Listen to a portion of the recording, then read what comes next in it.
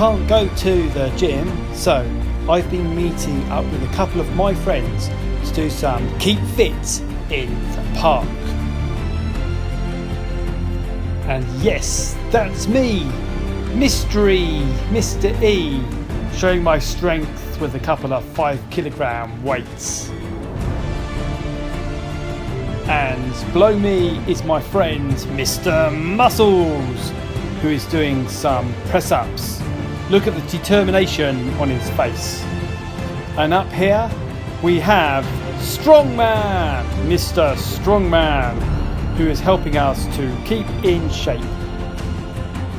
And you've already met my good friend Toby, with whom I play squash, and you may have seen him in a previous autumn assembly.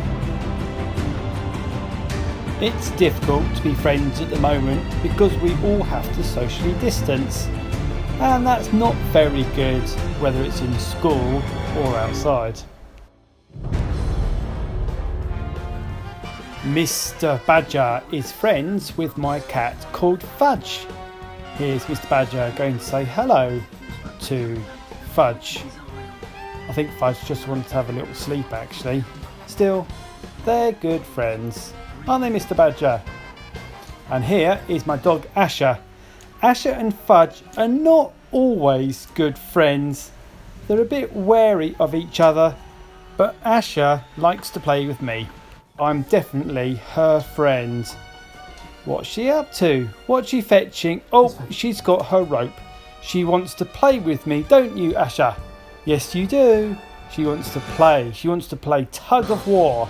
Oh, look at those sharp teeth. She loves to play, but with Fudge, not quite so sure. Do you want to play, Asher? I think you do. That's it. Big pull. Big pull. Big chomp. Ah, yes. She loves to play with me. I'm her friend. Yep, Asher doesn't want to play with Fudge. Off she goes.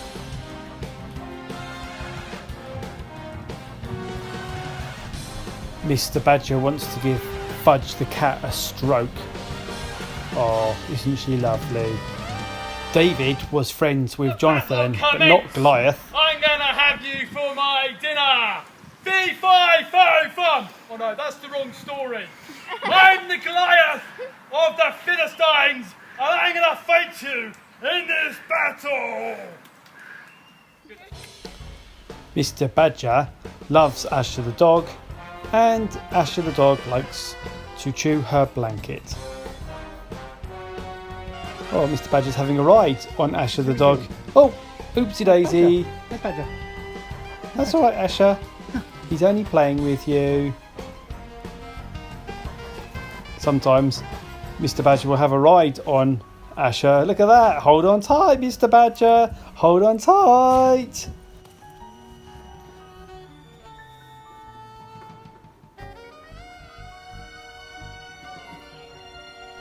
Mr. Badger likes looking after Lamb as well, and is friends with Little Lamb. Mr. Badger is also good friends with Dr. Ted. Dr. Ted did help Mr. Badger's foot get better, and you may have seen that in a previous awesome assembly. Mr. Badger has lots of teddy bear friends, and he likes to sit on this big chair and go for a swing round and round. That's it, Mr. Badger. Have fun with your teddy bear friends. Don't they look cute together? And sometimes Mr. Wolf comes along. Mr. Badger and Mr. Wolf don't get on very well, but he does get on very well with Blue Ted. Don't you, Mr. Badger? Yeah. Mr. Badger has lots of friends with wild badgers who live in the woods, and he likes to go and see them sometimes at night time. And there's little baby badger. And sometimes the badgers come into the house and they make dens and sets and things. Don't you, Mr. Badger? I know you do. I know you like doing that, don't you? Yeah, that's right. Good. Isn't it fun to make a den or a badger set under a blanket? Yeah, that's good fun.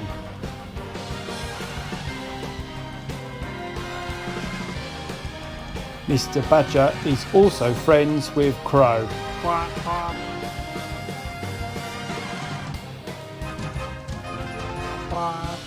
Yes, thanks, Crow.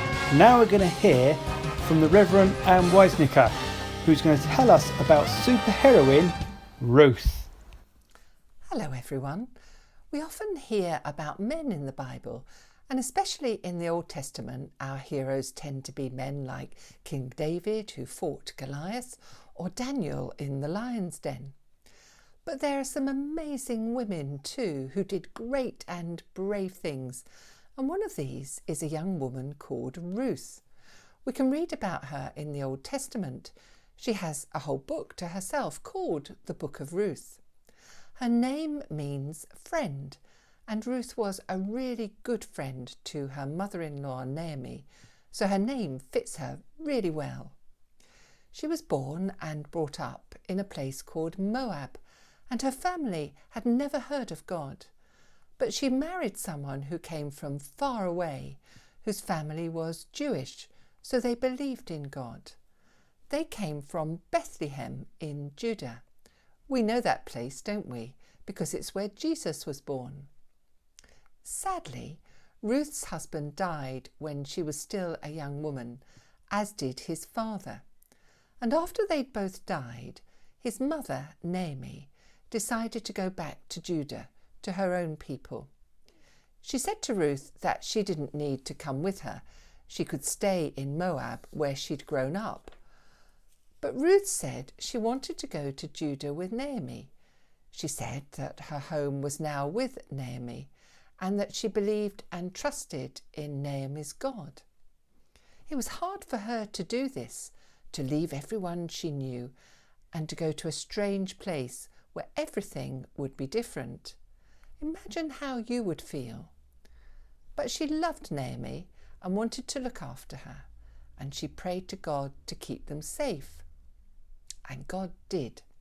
They got to Judah safely, and after they'd been there a while, she found a new husband who was actually one of the family of her husband who had died. They lived very happily and had children, and she became the great-grandmother of King David and was also related to Jesus, part of his family from a very long time previously. The reason I admire Ruth is that she lived up to her name. She was a good friend to Naomi, and she showed her faith in God by leaving her home and trusting in God for the future. She didn't worry too much. She actually showed a lot of Jewish people who weren't very good at loving God how to do it, even though she had only got to know about him when she was a grown-up and met her husband. She may not have fought giants or lions, but I think she was very brave to go to a strange country and leave everyone she knew and loved.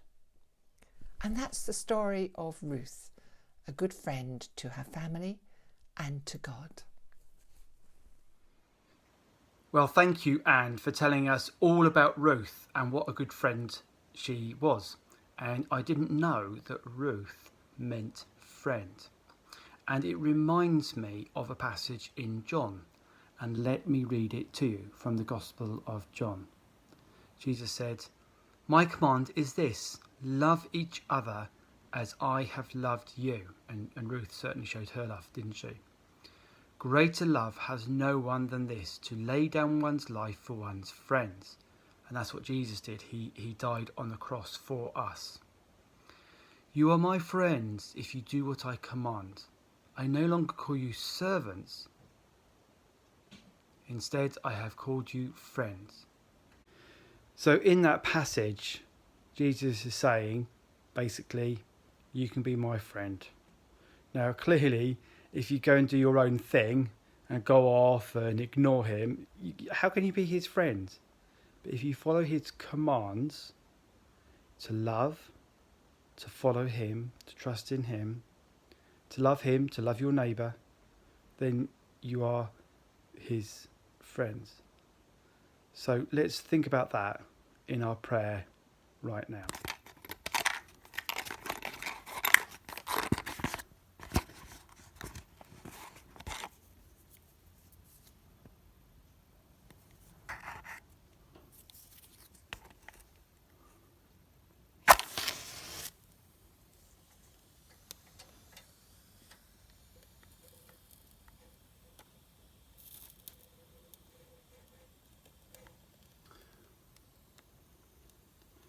Sometimes we light a match in our assemblies to remind us that Jesus is the light of the world.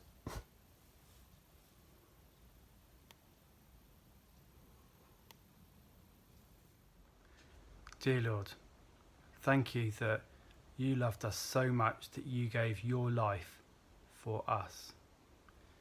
We thank you too for the example of Ruth, who was a good friend. And we thank you that you call us to be your friend, to follow you, to trust in you, to follow your commands. Help us to understand your word. Help us to understand how to follow you, the light of the world. Help us to love our neighbour and to be a good friend to those around us. Amen. So, watch this next clip of Superheroes!